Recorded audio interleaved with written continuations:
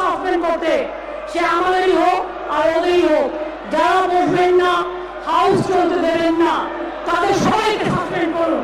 কারণ আমার mic on আছে, আপনি আমাকে বলতে অ্যালাউ করেছেন, আপনি যদি আমার মাইক অফ করলেন আমিও বসে যাব।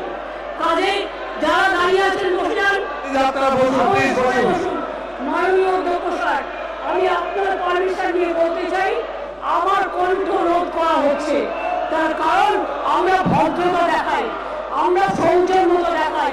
সৌজন্যতা আমাদের